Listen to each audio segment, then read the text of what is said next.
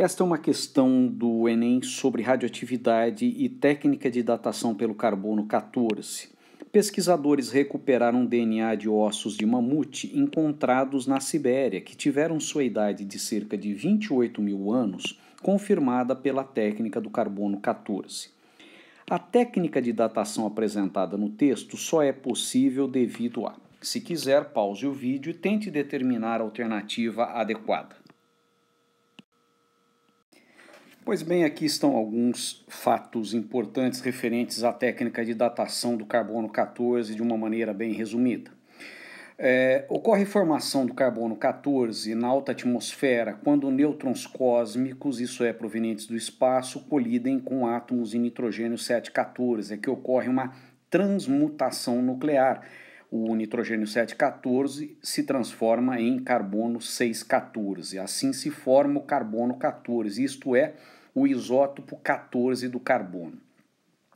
Na natureza existem 3 átomos de carbono, o 12, o 13 e o 14. O 12 representa a maior parte do carbono que existe, o 14 representa uma quantidade muito pequena, que equivale a 10 partes por bilhão. Isso quer dizer que de cada 1 bilhão de átomos de carbono existentes na natureza, 10 apenas são de carbono 14. E ele tem a propriedade de ser radioativo, como veremos a seguir. Esse carbono 14 incorpora-se ao dióxido de carbono atmosférico e, devido à fotossíntese, se incorpora às cadeias alimentares, primeiramente nos seres fotossintetizantes e a seguir nos níveis tróficos subsequentes, porque os seres consumidores de vegetais, e de outros seres fotossintetizantes vão incorporar esse carbono 14 e assim vão sendo passados adiante nos níveis da cadeia alimentar. Todo átomo de carbono 14, mais cedo ou mais tarde, decai por emissão de partícula beta. E a equação é essa: carbono 614 emite partícula beta e volta a ser nitrogênio 714.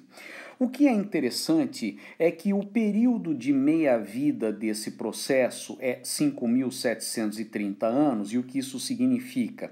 Que a porcentagem de carbono 14 numa amostra decai exponencialmente ao longo do tempo, de tal forma que, ao transcorrer um tempo igual a uma meia-vida, a porcentagem cai a 50% da inicial.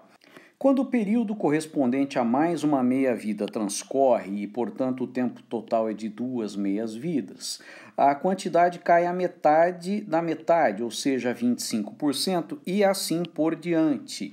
Portanto, sendo conhecido esse período de meia-vida, podemos acompanhar a porcentagem de carbono 14 numa certa amostra. Agora vem o detalhe interessantíssimo do processo.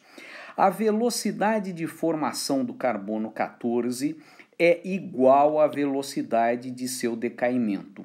Isso significa que o teor de carbono 14 no planeta Terra permanece constante em 10 partes por bilhão, na atmosfera, nos seres vivos, e esse teor constante se deve a esse dinamismo, à formação, incorporação do carbono 14 e sua concomitante destruição devido à emissão beta, ao decaimento beta. Quando um ser vivo morre e seus restos são preservados, deixa de haver incorporação de carbono 14 a essa amostra. Por exemplo, os ossos fossilizados de um animal, digamos ossos de mamute, ou o tecido feito a partir de uma planta que foi usado para envolver uma múmia, ou ainda ferramentas de madeira feitas pelo ser humano pré-histórico. Todos são exemplos de seres vivos que, a partir do momento da sua morte, obviamente deixaram de incorporar carbono 14, porém a emissão beta não para de acontecer. Então, seja esta a porcentagem de carbono 14 no instante da morte de um ser vivo. Com o passar do tempo, o teor de carbono 14 decai. Assim sendo, pegando uma amostra de digamos, um achado arqueológico, um achado paleontológico ou coisa que o valha, se for determinada a porcentagem de carbono 14 nessa amostra, é possível inferir há quanto tempo esse ser vivo morreu. E desta forma, temos como inferir qual é a idade da amostra. Muito bem, vamos então analisar as alternativas. A técnica de datação do carbono 14 só é possível devido transformação do carbono 12 em carbono 14 ao longo dos anos? Não, não é a velocidade disso que conta para datar a amostra, e sim o decaimento beta do carbono 14. Emissão de carbono 12 pelos tecidos de organismos após a morte? Não, e sim decaimento beta do carbono 14. Fixação maior do carbono 14 nos tecidos de organismos após a morte? Não. Assim que um tecido morre, deixa de haver incorporação de carbono 14, porque deixa de haver fotossíntese ou alimentação, conforme o tipo de ser vivo.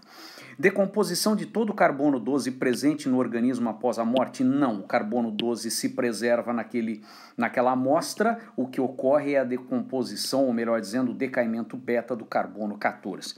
Finalmente, temos a alternativa A, que fala que a técnica é possível devido à proporção conhecida entre carbono 14 e carbono 12 na atmosfera ao longo dos anos. Sim, sabemos que existe uma relação na qual a amostra, ou melhor dizendo, a concentração de carbono 12 é 10 partes por bilhão, e isso se mantém razoavelmente ao longo do tempo e em uma amostra decai exclusivamente pelo fato de não haver mais entrada de carbono 14 nessa amostra. Assim, a alternativa é A. É isso aí.